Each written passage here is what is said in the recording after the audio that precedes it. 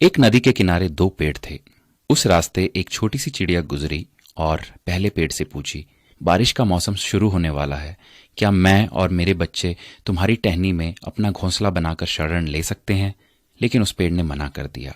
चिड़िया फिर दूसरे पेड़ के पास गई और वही सवाल पूछा। दूसरा पेड़ मान गया। चिड़िया अपने बच्चों के साथ खुशी खुशी दूसरे पेड़ में घोंसला बनाकर रहने लगी। बारिश का मौसम आया और एक दिन इतनी जोर की बारिश हुई कि नदी के पानी का स्तर और तीव्रता बहुत बढ़ गई। इसी दौरान पहला पेड़ जड़ से उखड़कर पानी में बह गया।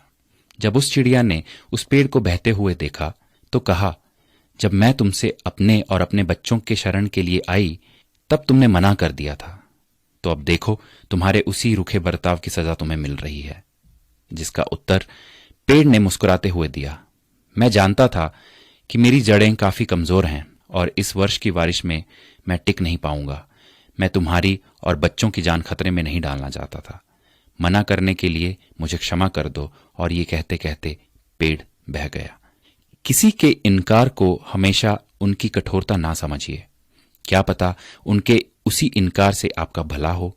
कौन किस परिस्थिति में है हम शायद उसे ना समझ पाए, इसलिए किसी के चरित्र और उनकी शैली को उनके वर्तमान व्यवहार से ना तोलें। प्रभु भी यही कहते हैं कि एक मनुष्य दूसरे की सोच और विचार को नहीं समझ सकता,